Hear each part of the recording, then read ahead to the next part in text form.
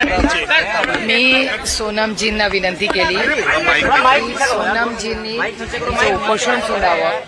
फार जास्त दिवस झाले आणि सोनमजींचा हा लढा हा इथून पुढे आम्ही सगळे लढू.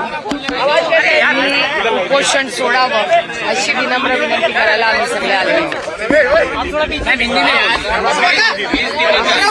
विनती करणे आहे सोनमजी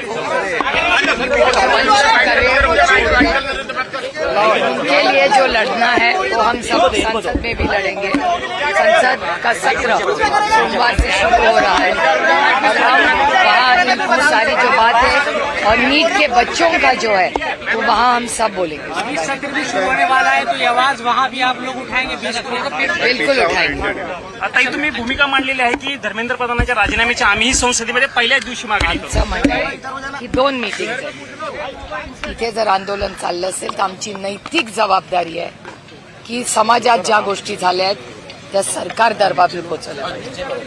एक भावना समाजात पालकांमध्ये युवा पिढीमध्ये आणि इथे एक आंदोलन चाललंय ज्याच्यात धर्मेंद्र प्रधानजींचा राजीनामा घ्या नाहीतर आम्ही उपोषण सोडणार नाही.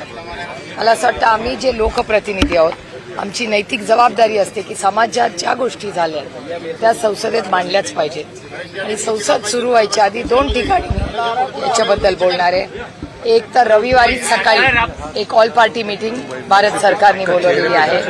त्या भारत सरकारच्या मीटिंगमध्येही शेतकऱ्यांच्या आत्महत्याचा विषय, भारतात कमी झालेला पाऊस तो एक अतिशय महत्त्वाचा विषय, त्याचबरोबर शिक्षणाच्या या परीक्षांमध्ये झालेला सावळा गोंधळ आणि राम मंदिरच्या ज्या काही व्हिडिओज येत आहेत असे अनेक गंभीर विषय आज देशाच्या समोर आहेत.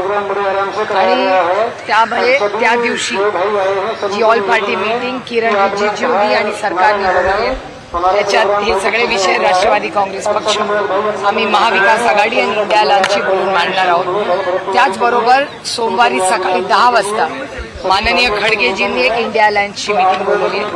त्याच्यातही इथल्या भावना आणि इथली अस्वस्थता, पालकांमधली अस्वस्थता ह्याच्याबद्दल तिथे सविस्तर तिथेही बोलणार.